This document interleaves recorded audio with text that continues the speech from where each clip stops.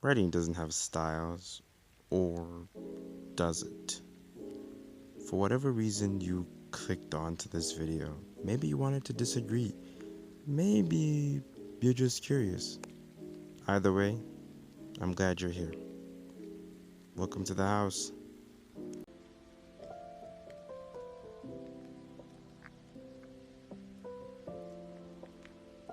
So I've been writing for about 7 years now.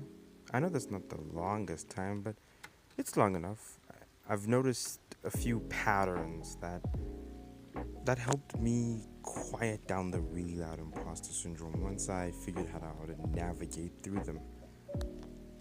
Today I want us to talk about something I wish I'd learned a whole lot earlier when I started writing, Not just how people write, but how we think about stories, how we look at them, you know? How we view our creations in a way. Okay, so I'm sure everybody's heard of pantsers and outliners, right? You've probably, the situation's probably been memed to death in, the writing communities and stuff. And both of them get the job done in their own way, but that's not really what I want to talk about today. See, pantsers and outliners, that's about how you handle your own story, how you write, the structure needed. And that's important, but I really wanted to dig deep into something a little, well, deeper. Something about how we see stories and how we respond to them and how we treat our own creations as a result of how we see things. And I believe that there's another layer just beneath, the pantsers and outliners thing. You see, some of us feel our way through a story, like you're following a thread in the dark. You don't really know where you're going, but you know that this thread's gonna lead you the right way, you know what I'm saying? Other people I know, they piece it together like a puzzle, right? Like everything is seen, it's understood, it's calculated. I'm gonna give it a name. I'm talking about instinctive writers and analytical writers. And the difference between them is not skill, it's not discipline, it's approach. So I'm not trying to cause any divides here. I'll explain that later. But for now, let's look at analytical writers.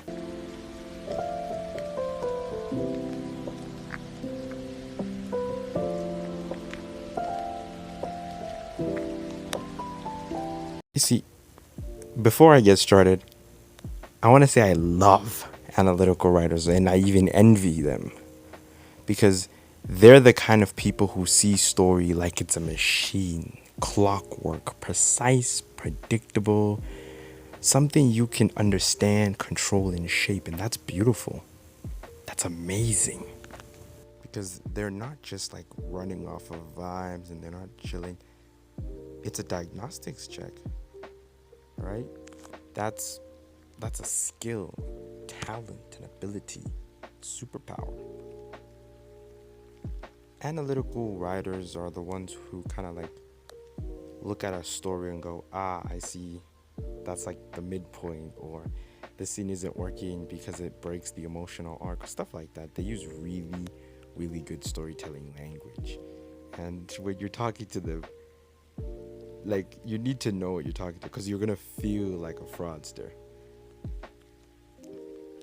You see, you'll hear them reference acts, pacing, themes, character agency, a whole bunch of other things, okay? And to them, that's the bones under the skin. And if any of those bones are even slightly off, it can feel iffy, it bothers them. You might be an analytical writer if you if you need to know where the story's going before you even write chapter 1. You might get anxious when you don't have a plan. You might spend hours building a structure and feel like, oh, okay, I need to have everything done before I even move forward. And when you read, you don't just study, all right? You pick apart everything. You're trying to reverse engineer it in your head. Now, the strength in that is obvious. You're a builder. You make stories stand up. You understand the shape of a narrative in a way a lot of people really don't. You're good at revision. You're great at feedback, and you're amazing at helping people. You understand and you can see why some moments don't land and others do. You have the language for it. But, and here's where I really need you to bear with me because I'm about to be very honest. Every superpower comes with a weak. One of the biggest risks analytical writers face is writing work that works, I guess, but doesn't breathe, you know? A story that's technically sound, structured to perfection, but when someone finishes reading it, they go, yeah, I guess that was good. Close the book and never pick it up again. I mean, just look at the way people talk about someone like Christopher Nolan. A lot of folks, including me, see him as like the master of the craft, okay? His stories are airtight, they're complex, smart, but the critique that often comes up is, why don't I feel more? You know, with films like Interstellar, whether you love them or not, at the end of the day, they get talked about like they're machines, as though they were like puzzle pieces or mechanical, not always as though like there's something alive. That's dangerous because you can become so obsessed with building a perfect structure that you forget that this has to feel somewhat human, or at least the world itself has to feel somewhat alive. But listen, you guys aren't doing anything wrong, alright? So don't take what I've said the wrong way. You're doing something real, something that obviously needs to be done. And sometimes, you know, we overlook some things. What I'm trying to say is that don't forget that stories aren't just machines. They're music too, their movement, their soul, you know? So sometimes just let the thing breathe. Don't overwork it before it's even born. That's all I'm trying to say. Your brain is your best asset, but don't underestimate your gut either. You know, just let that work, do its part.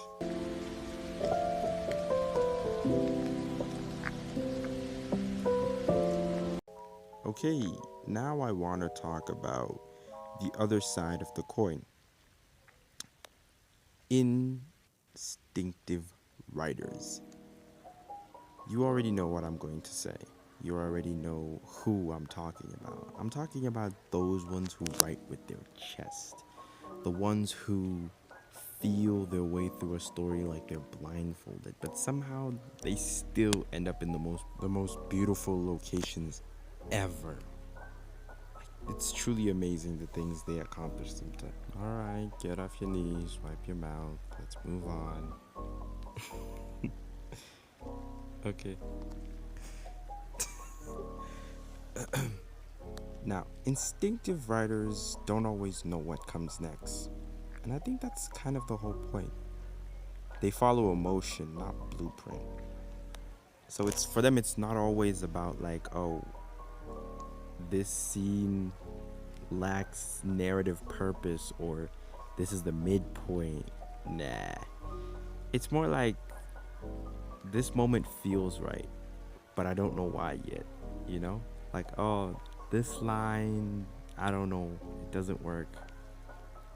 You don't always have the language for it, is what I'm trying to say, basically. But you can feel it. You can feel it in your body, in your bones, wherever you feel it, you feel it. You might be an instinctive writer if you always know what's working, you know? Like, you can never put words to it, but you just know, okay, this feels like it's working, right? Most of the instinctive writers that I know, or people I would classify as instinctive writers, I've never seen them use outlines. Those that do, it's mostly because their brain wanders off. So I guess most pantsers come from instinctive writing.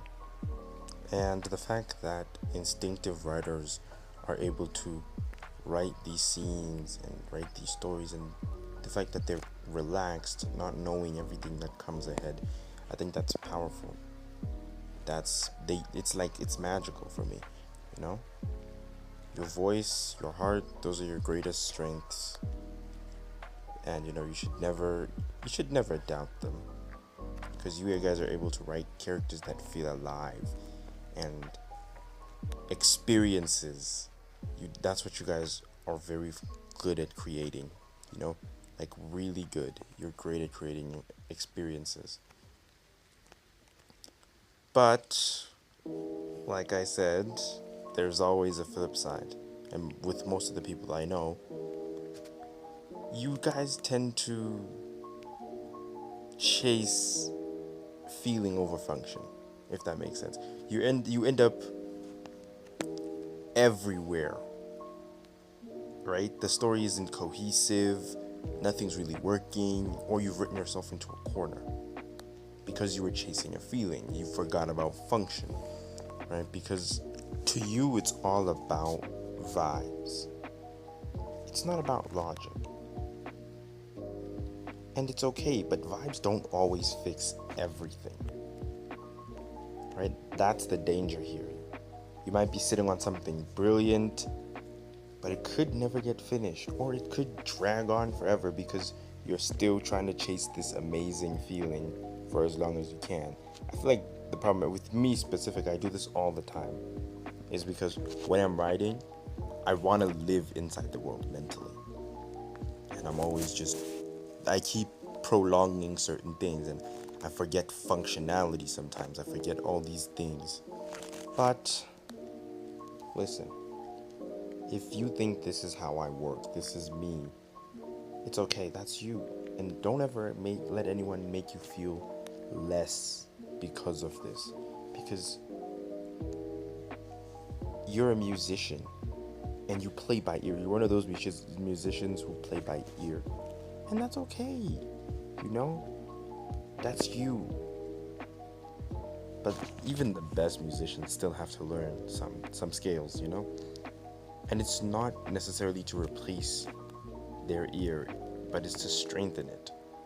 So, write how you write. Trust your gut, follow the feeling, whatever. But don't be afraid to slow down sometimes. Just ask yourself what it all really means. Because you have everything. You just need to give it some shape.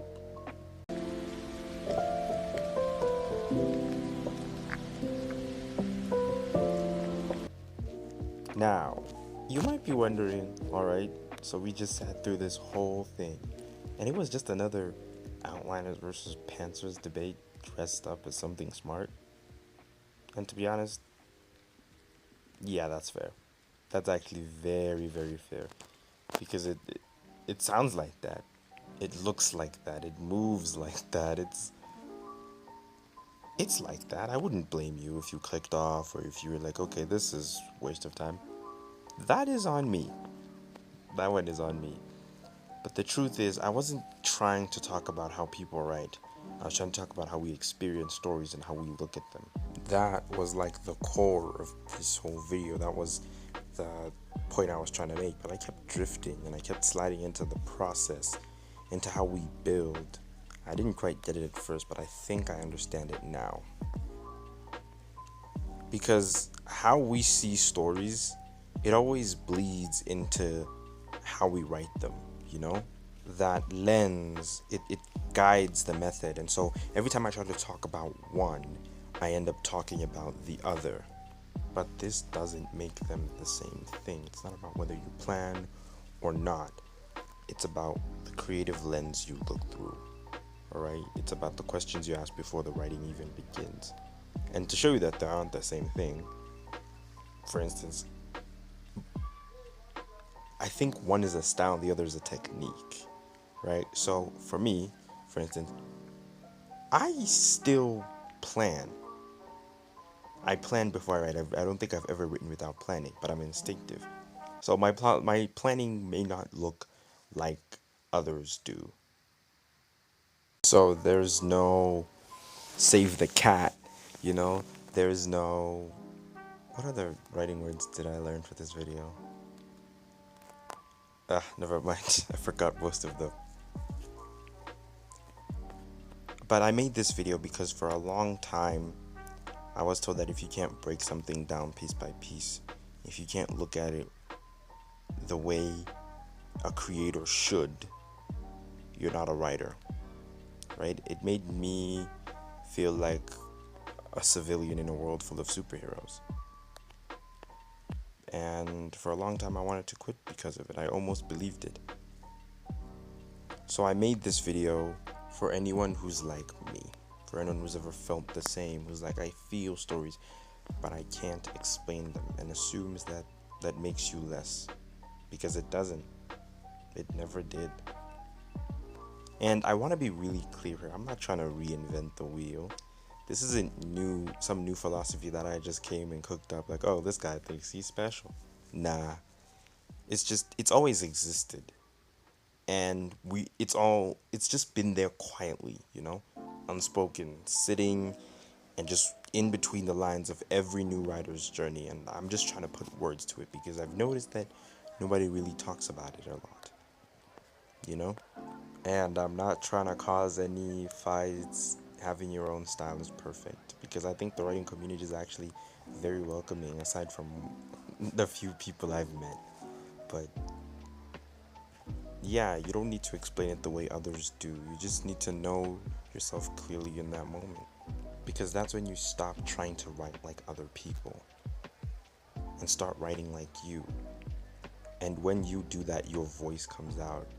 And no matter what you write, I promise you, someone out there is gonna enjoy it like fine wine.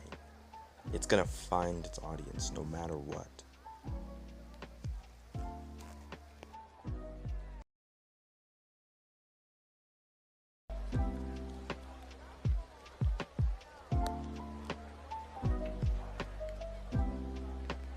Hey, so real quick, before I go, I just wanted to let you guys know that I really appreciate it if you stuck around till the ending. This video was kind of an experiment, because I'm trying to find the me in all this, like my own editing style, maybe my own style of speaking, because I've been told I speak like a very boring history teacher. So I'm trying to put some energy into it. I tried cracking one joke in this entire thing. One joke. Didn't like it, but we're still here. Fun fact, I scripted this one, so I don't usually dabble in scripts, because you can tell when I start reading, but I tried to mask it as easy as possible by memorizing the whole thing, I guess. Also, I'm sorry this video took like 17 minutes. Like, it was always supposed to be like a quick 2 minutes of your time. Like, oh, it's 2 minutes, why not watch it? I took like half an anime episode's worth of time. But anyways, if you stuck around, I really appreciate you. You're amazing. You're awesome. Like the video, please. Just like a little click on that little thumbs up. And yeah, it helps me keep my dreams alive. And please let me know. I would really love to talk about it.